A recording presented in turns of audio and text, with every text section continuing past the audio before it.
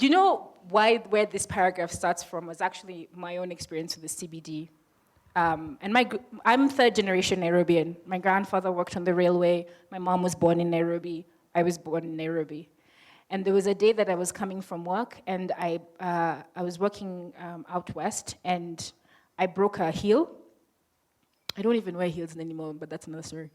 I broke a heel, and I went to Bata, and I bought slippers for 100 bob. So that's a logical thing that a human would do. My dear, the drama.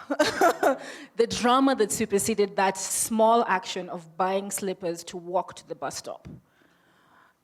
Why are you dressed like this? People watching you, looking at you like you've lost your mind. And that moment, this is almost 10 years ago now, has never left me.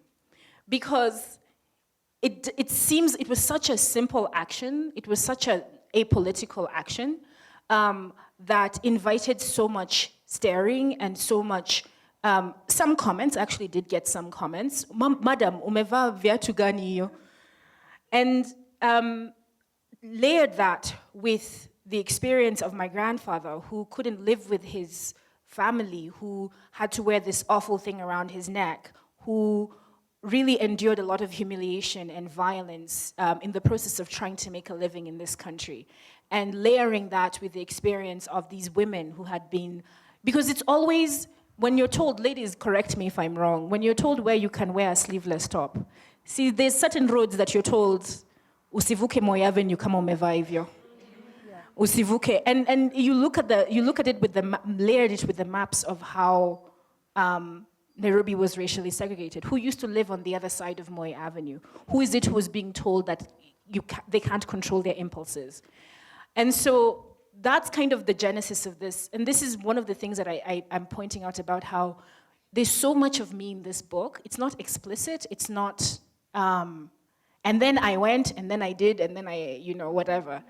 But that to me is what authentic research about your own society, that's kind of where it comes from, is to be authentic enough to recognize your own experience, your own limitations, to be agnostic about it, but to recognize it and to give it space.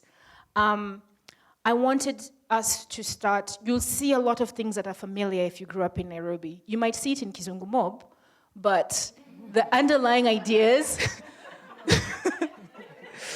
the underlying ideas you will recognize. And this is part of my broader political project with my writing.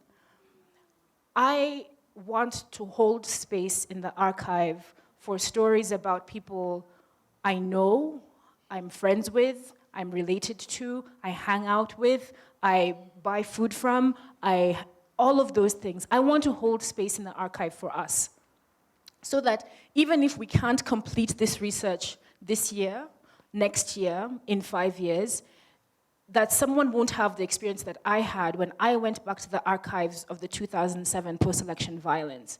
And I looked at the archives and I thought, this isn't it. This isn't everything that happened. This isn't how the story played out. There's something that's missing.